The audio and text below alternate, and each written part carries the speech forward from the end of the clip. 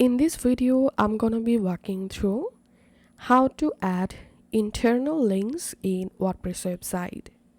So first of all, make sure to log into your WordPress admin dashboard, and then you can easily link a page to another page, a page to a post, or you can easily link a post to another post. And here's how to do it.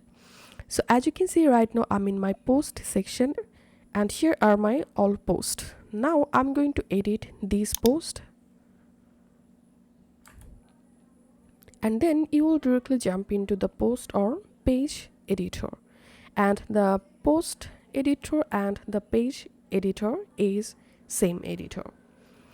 Now for example, I want to add here a new text. So let's add here a new text. Typing here, click here to visit my new post, and now I want to internally link this text with my another post.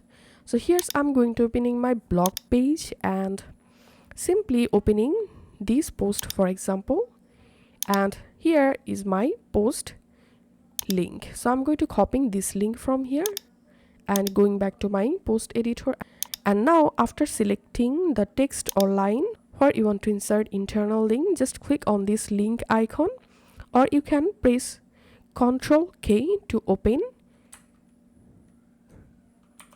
link pop-up. Now in this box you have to paste the post or page link that you want to add with the text, or you can select a created page from this list to link internally. So after adding the link, just click on submit, and now here we can see the link successfully added. Now click on this edit icon, and here click on advanced, and here you can enable open link in new tab. So I'm going to clicking on save, and now just I'm clicking on update, and now let's view this post and scrolling down, and here is the text where I just link my internal post. So by clicking on this new post, as you can see, I've redirected to my another post. So that's how we can add internal links in our WordPress website.